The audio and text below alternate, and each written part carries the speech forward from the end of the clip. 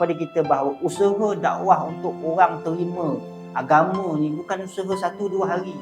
Kalau kita rasalah kita barulah ajak orang hari ni kemudian tak terima, balik-balik muka tu ya, kadang kita terdetik. Iblis syaitan ni dia memang suka macam tu. Jadi kita dah rasa rendah diri, rasa lemah, rasa tak kuat, kita rasa sorang-sorang. Itu tak, bukan itu yang sepatut kita rasa.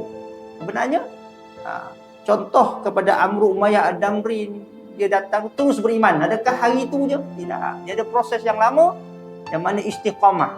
Sebab itu usaha dalam agama ni yang diperlukan istiqamah. Dan di dalam perbahasannya kitab-kitab tasawuf menyebut setinggi-tinggi karamah, kemuliaan yang Allah beri kepada para wali itu, setinggi-tinggi karamah itu istiqamah. Bukan kita menyebut bila nak setinggi-tinggi karamah tu berjalan latih air lah, boleh terbang kejap hilang.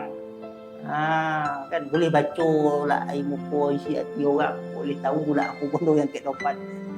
Macam tu pula yang kita pandang yang nak karamah. Nak karamah lah kata keramat, nak keramat.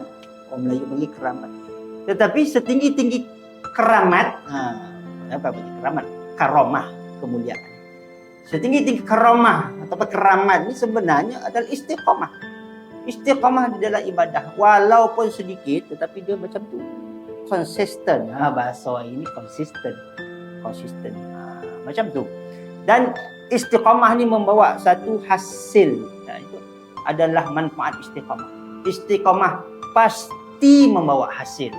Ini nak beritahu dakwah mengajak orang kepada kebaikan, kepada anak-anak, kepada pasangan, kepada ahli keluarga, kepada ahli karya. Itu menuntut masa yang panjang. Sabarlah. Janganlah cepat mengeluh. Yang penting istiqamah, kita berada di jalan yang betul sampaikan.